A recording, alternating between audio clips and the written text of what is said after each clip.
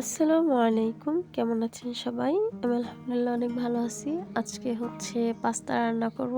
আর এইটা chips pops দিয়ে। এই চিপসটা কিন্তু সবারই খুব পছন্দ, আমার অনেক পছন্দ। এইটা দিয়ে আজকে পাস্তা রান্না করব। এই চিপসটা দিয়ে।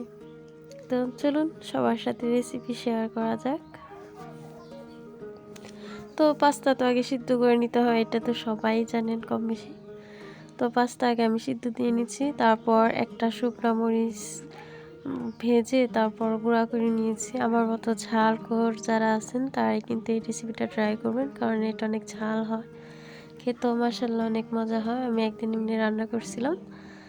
এই তো এখন একটা কড়াইতে গরম পানি দিয়ে নিয়েছি। এই রান্নাতে কোনো প্রকার তেল ইউজ করব না আমি। আর সবাই আমার কড়াইটাকে ইগনোর করেন, কারণ যে কড়াইতে বেশি ভাজা পোড়া করা হয় সেটা একটু কালোই থাকে।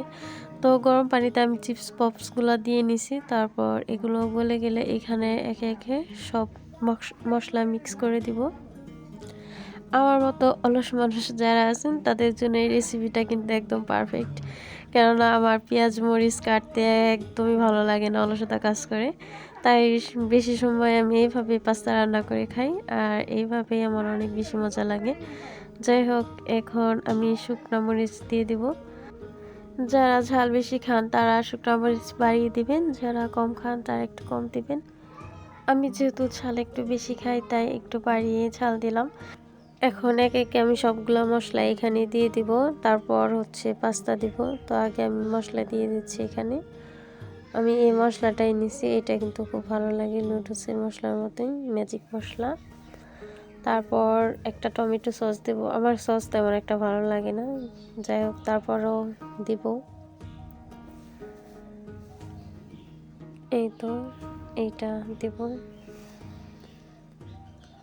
আপনাদের কাছে আরও বেশি মশলা থাকলে সেটাও দিতে পারেন, সমস্যা নাই। কিন্তু আমি এইভাবে সাদা সাদাভাবেই রান্না করি। এখন পাস্তা দেব।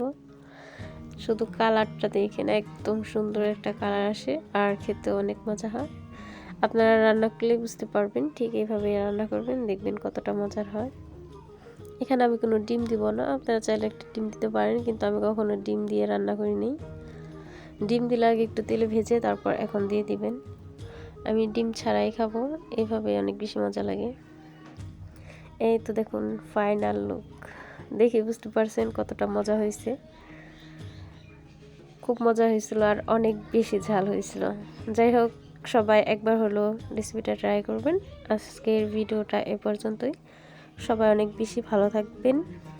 ভিডিওটা ভালো লাগলে অবশ্যই একটা সুন্দর কমেন্টস করে যাবেন। আল্লাহ হাফেজ।